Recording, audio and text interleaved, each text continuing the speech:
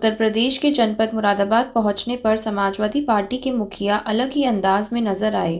उन्होंने स्थानीय circuit house में प्रेस से मुखातिब होते हुए भारतीय जनता पार्टी को असंसदीय भाषा का इस्तेमाल करते हुए वोट लूटने वाली पार्टी तक कह डाला। सुनिए अखिलेश यादव ने क्या कहा। जब मुझसे मिले थे बिल्कुल स्वस्थ थे। मैं 20 तारीख को उन्हें देखने आना चाहता था, लेकिन किसी कारण मैं 20 तारीख को नहीं आ पाया। आज मैं हालचाल लेकर के डॉक्टरों से बातचीत करके, विधायक क्योल से मिल कर के और उनके परिवार के सदस्यों से मिल कर के मैं हमें उम्मीद है कि बहुत जल्दी वो स्वस्थ होंगे। उनका इलाज अच्छा चल रहा है। यहाँ का प्रतिष्ठित हॉस्पिटल है। डॉक्टरों की निगरानी में जो सीनियर डॉक्टर्स हैं और इस संस्था को चलाने वाले, उनकी निगरानी में उनका इलाज बहुत बेहतर चल रहा है। वो स्वस्थ होंगे। मुरादाबाद समाजवादियों का बहुत पुराना घर है। मुरादाबाद अपने कारीगरों की और कारोबार से दुनिया में पहचान बनाया है। भारतीय जनता पार्टी की वन डिस्ट्रिक्ट उस योजना के से कोई लाभ नहीं पहुंचा है। व्यापारियों को या उद्योगपतियों को जो लाभ मिलना चाहिए था वो भी नहीं मिला। छापे पड़े होंगे, जीएसटी की परेशानियों का सामना करना पड़ा होगा और कारोबार जिस हिसाब से चलना चाहिए था वो चला नहीं है। बड़े पैमाने पे बेरोजगारी है। हाल में ही जो परीक्षा हुई है, किसी भी कोने में उत्तर प्रदेश से आप जानकारी हासिल कर लें, हर नौजवान ये कह रहा है कि पर्चा लीक हुआ है या सॉल्वर्स ने पहले ही सॉल्व कर दिया था। व्हाट्सएप पे आंसर चल रहे थे और कुछ लोग तो कुछ ही समय में पूरा का पूरा क्वेश्चन पेपर सॉल्व करके निकल आए। जहाँ पर 60 लाख के लगभग नौजवानों ने नौकरी के लिए टेस्ट किया हो, पेपर लीक हो गया हो, और मान लीजिए अगर इन्हीं में से बच्चे 1 लाख 100 में से 100 नंबर पा गए या 10 लाख बच्चे 100 में से 100 नंबर या पूरे के पूरे नंबर पा गए, तो क्या सरकार उनको रोजगार देगी? अगर हम 50 लाख भी मान लें जिनको नौकरी नहीं मिलेगी, इसका मतलब ये हुआ कि अगर हम एक परिवार में 5 सदस्य जोड़ लें तो 50 लाख में 2.5 करोड़ लोग 2.5 करोड़ लोग भारतीय जनता पार्टी को उत्तर प्रदेश से हटाने का काम करें। जो भी इनकी सरकार में परीक्षा हुई हैं, सब में पेपर लीक हुआ है। किसान धरने पर बैठे हैं, किसान एमएसपी की मांग कर रहे हैं और बीजेपी के लोग भारत रत्न का प्रचार कर रहे थे।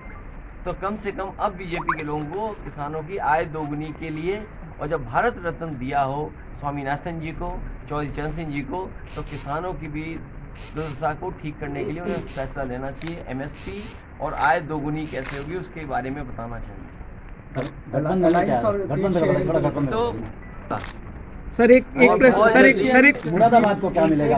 मुरादाबाद किधर जा रहा है? किधर थोड़ा बताइए ना। मुरादाबाद में हाँ, एक प्रश्न मेरा, कल रायबरेली में इंडिया न्यूज के पत्रकार के साथ राहुल गांधी जी ने अभद्रता करी, उसके बारे में क्या विचार है सर? मुझे जानकारी मिली और आप लोगों के माध्यम से मुझे जानकारी मिली है जी सर कि एक पत्रकार साथी के साथ। जी सर। अरे मुरादाबाद वाले आप लोग क्यों सवाल पूछते हुए? नहीं सर, तो हमारे साथ भी हंगामा किया था आपने।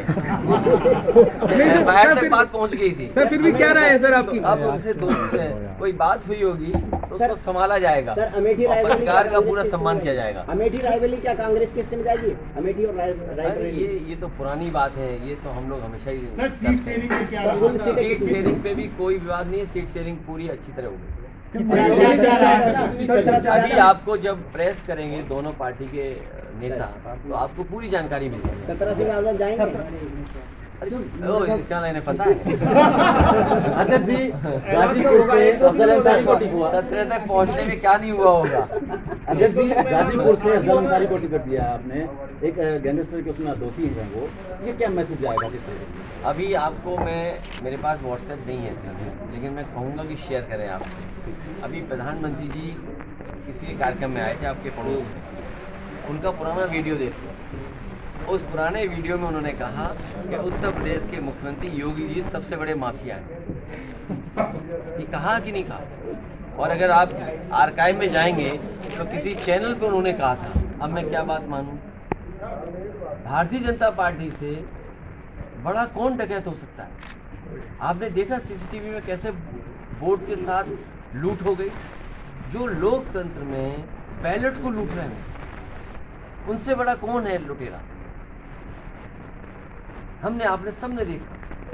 इसलिए जनता इस बार इनको सबक सिखाने वाली है। सुप्रीम कोर्ट ने और ये बात गांव गरीब तक पहुंच गई। जो बातचीत कोर्ट में हुई वो हिंदी में हुई।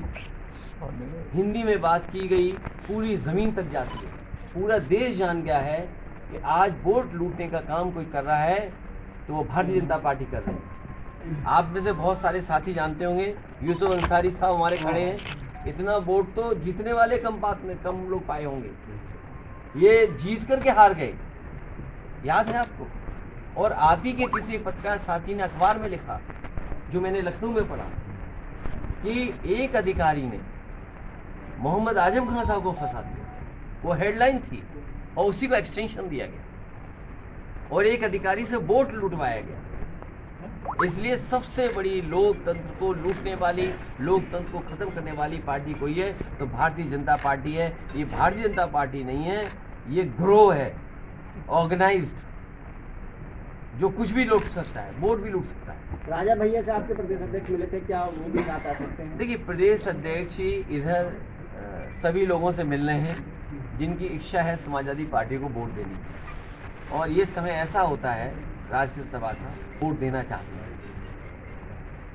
स्वामी प्रसाद जी हमारी सीट पे 2 बार दल बदले, उस पर भरोसा न करें। मुरादाबाद से कब अब 3 बार कोई दल बदल ले, 4 बार दल बदल ले, तो आप उस पर विचार करें। कैंडिडेट कब तक डिक्लेयर कर देंगे मुरादाबाद? अब क्योंकि सीटें तय हो गई हैं तो कैंडिडेट भी बहुत जल्दी तैयार हो जाए। अगर आपकी कोई राय हो तो हमें भी दे दो, वोट देना है, इसलिए हमारी मदद करिएगा। सर, मीडिया रिपोर्ट्स की बात करें तो राजभर जी ने बोला कुछ वो बचते हैं।